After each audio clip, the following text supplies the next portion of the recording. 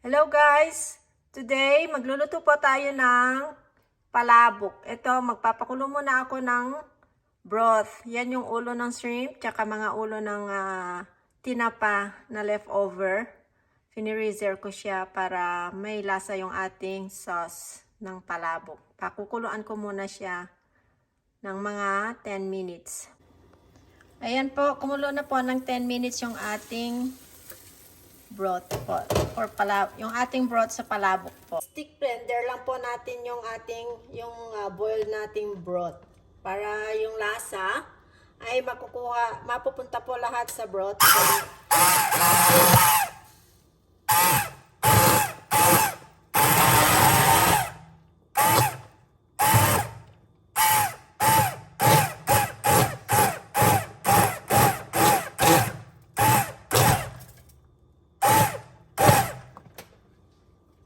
Ayun. Tapos na, i-strain lang po natin yung ating broth.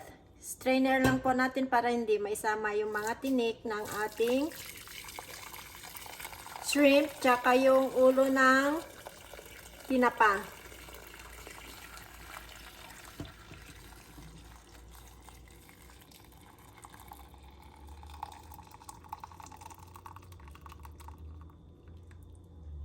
Ayan, ganyan lang po siya. Ayan, yan ang gamitin nating sabaw sa ating palabok mamaya po. Prituhin po muna natin ang ating shrimp.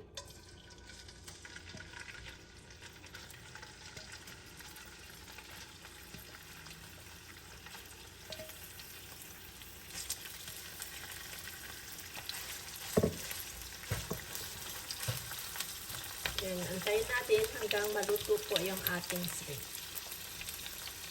Balik pa rin lang po natin yung ating hipon.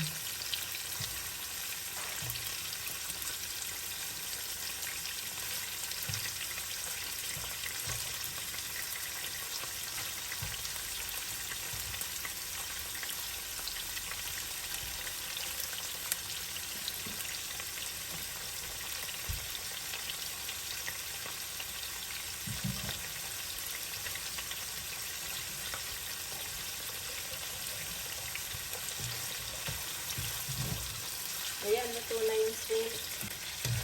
Pangunguin natin. At gigisa na natin yung ating pork. Minced pork.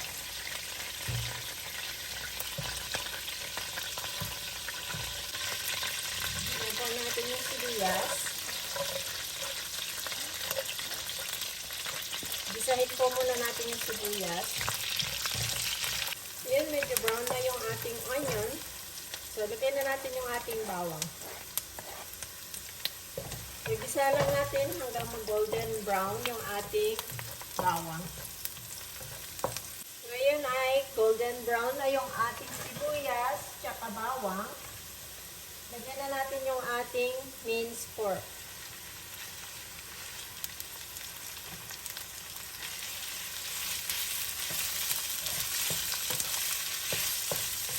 So, gisahin lang po natin yung ating pork.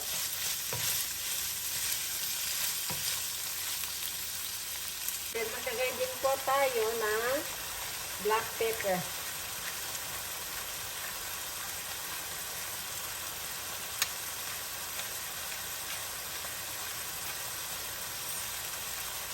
Then, lagyan po din po natin ng patis. Patis po yung gagamitin natin sa ating palabok.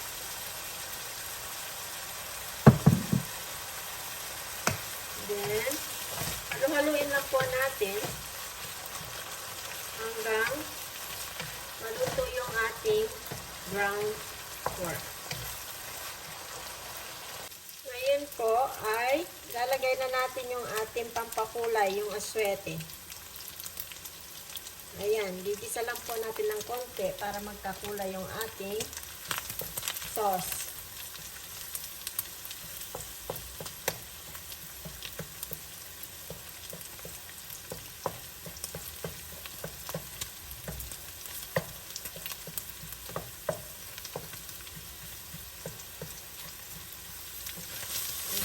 mix na po natin.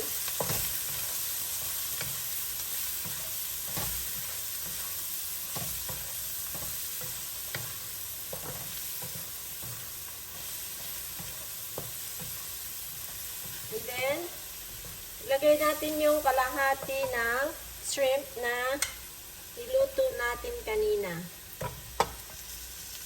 Then, magtira tayo para sa toppings for later. Ngayon po, lalagay na natin yung ginawa nating palabok broth. Yung pinakuluan ko kanina.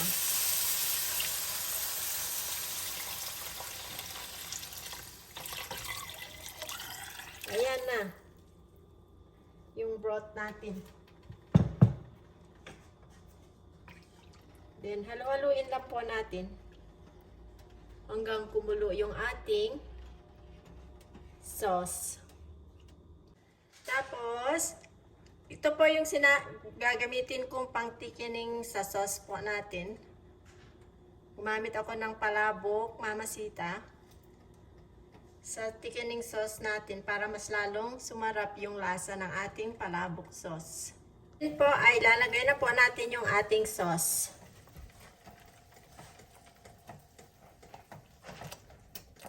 Then halo-haloin lang po natin para hindi maglampi yung ating sauce.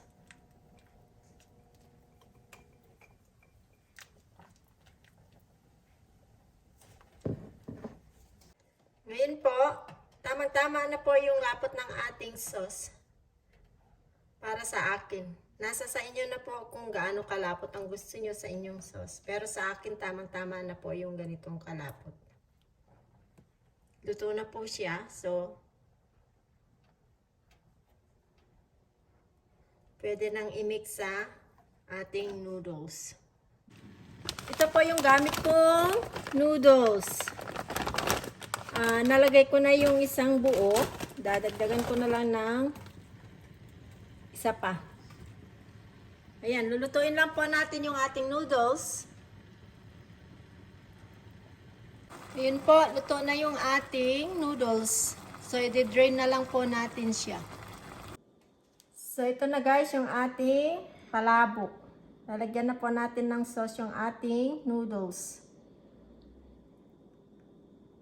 Lagyan po natin siya ng tinapa sa taas niya.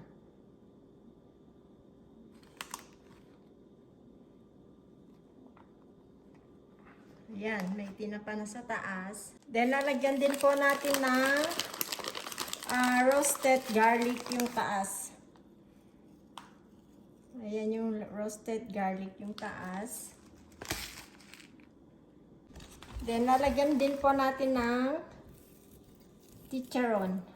Durog na chicharon yung taas.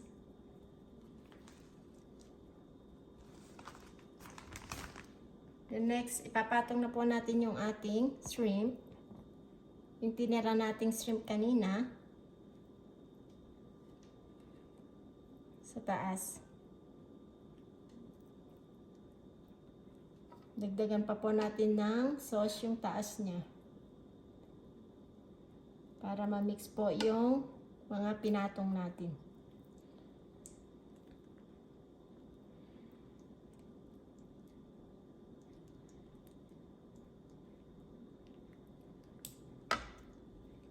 Then, lagyan na po natin ng itlog. Toppings niya. Ayan.